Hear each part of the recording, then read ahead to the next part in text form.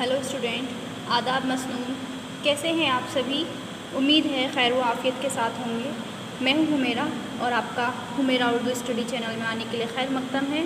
और आज जो मैं हाज़िर हूं फिर से आपके सामने वो 10th क्लास की उर्दू लेकर हाज़िर हूं, जो कि हिस्सा नसर है और उसका जो पार्ट है, जो सबक हम पढ़ रहे थे मुनाजात बेवा, उसी का दूसरा पार्ट लेकर हाज़िर हूँ। तो चलिए शुरू करते हैं। इससे पहले मैंने आपको उमराव जान का बता दिया था कि वो एक ज़ईफ़ से मुखातिब हैं, बातचीत कर रही हैं, जो उनको ये बताते हैं कि उनके वालिद का इंतकाल हो गया है।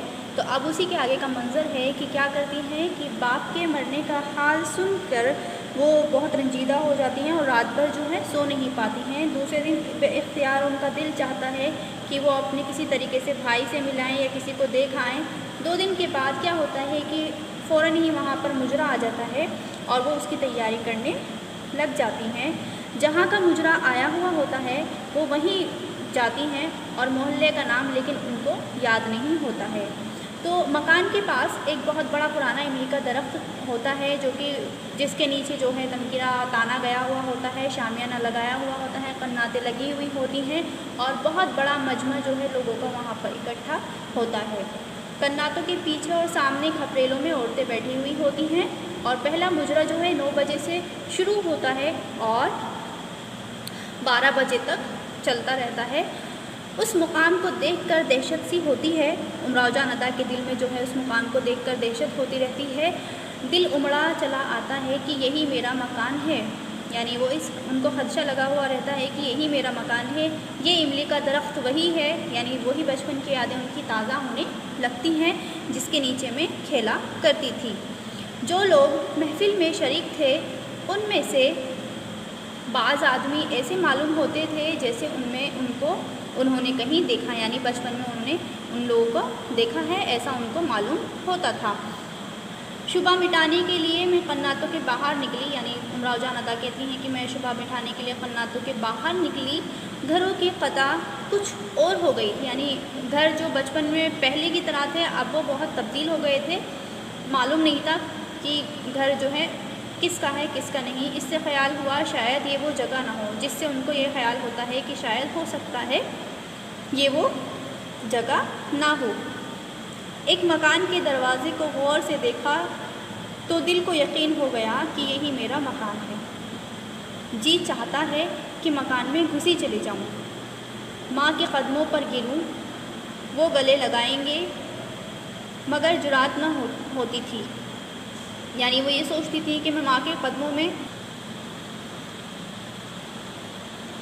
तो कहती है कि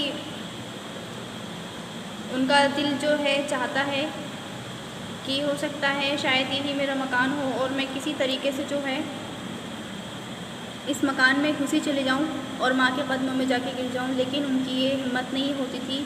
क्यों? क्योंकि वो जानती थी कि देहात में जो है तवायफ़ों का जो है बहुत परहेज़गार होता है, लोग उनसे बचते हैं और उनका मुकाम जो है बहुत बुरा कहलाया जाता है। और दूसरे उनका ख़याल ये भी आता था कि उनके माँ बाप और भाई की इज़्ज़त जो है फिर से तार तार हो जाएगी। ये भी सोचकर वो रुकी रहती हैं। नवाब साहब की बातों से मालूम हो चुका है कि जमादार की एक लड़की का निकल जाना लोगों को मालूम है, यानी वही ज़ईफ़ जिनसे वो बातचीत करती हैं उनसे मालूम होता है कि लोगों को जो बात पता है वो ये पता है कि उनकी जो बचपन में एक लड़की है वो निकल गई थी। किसी को ये नहीं मालूम कि उसको अगवा करके ले जाया गया था। तो इस बात को भी वो सोचती हैं।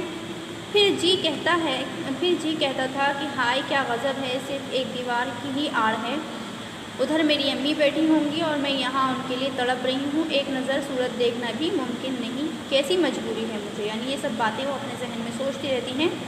इसी ख्याल में रहती हैं कि एक औरत आती है और पूछती है कि क्या तुम लखनऊ से आई हो। और फिर जो है उमराव जान अदा जो है उन्हें अपना पूरा क़िस्सा जो है सुनाने लगती हैं। बाकी रात वो दोनों बैठकर वहीं बातें करती हैं और सुबह को रुखसत वहाँ से उमराव जान अदा हो जाती हैं।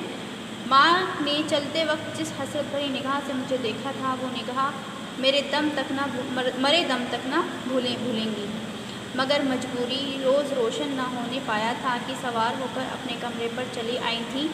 दूसरा मुजरा सुबह होता है لیکن وہ کیا کہتی ہیں، اس مجرے کے جو پیسے ہوتے ہیں وہ واپس ان کو، جو مجرا کرواتا ہے دلہے کے باپ کو، جو ہے دے دیتی ہیں۔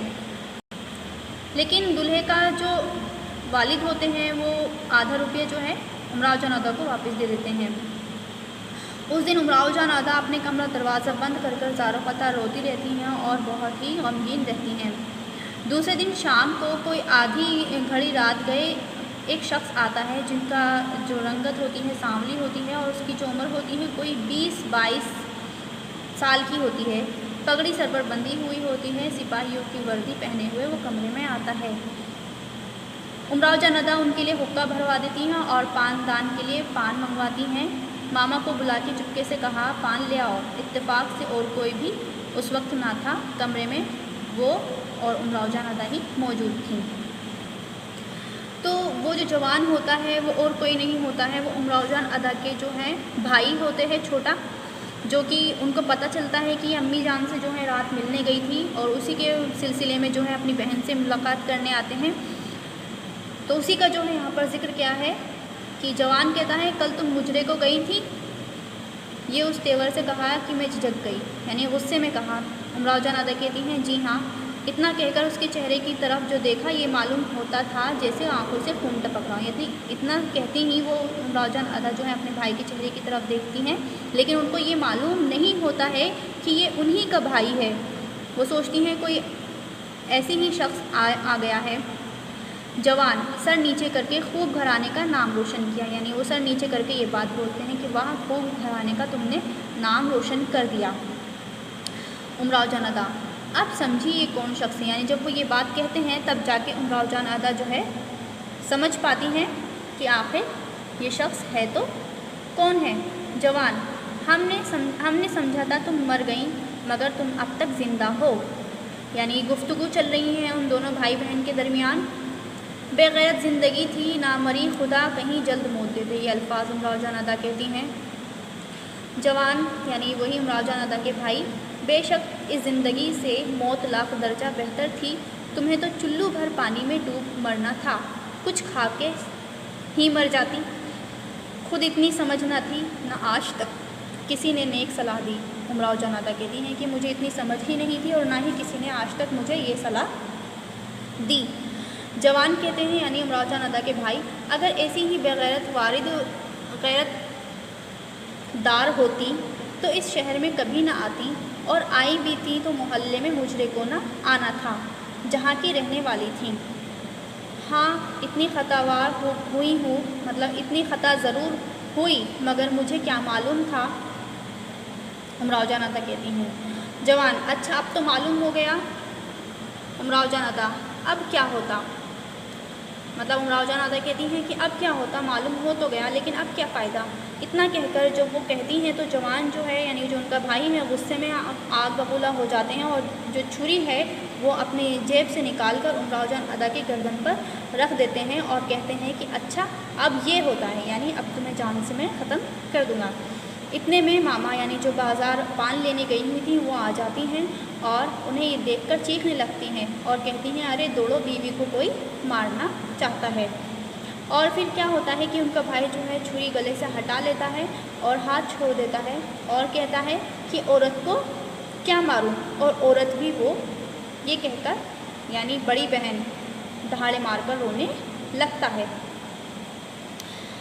امراؤ جان ادا پہلے ہی رو رہی ہوتی ہیں اور جب چھری جو ہے ان کے گردن پر رکھ دی جاتی ہے تو وہ خوف زدہ ہو جاتی ہیں اور ایک دم سے بخود ہو جاتی ہیں، اور جب وہ ان کو چھوڑ دیتے ہیں تو وہ بھی رونے لگتی ہیں۔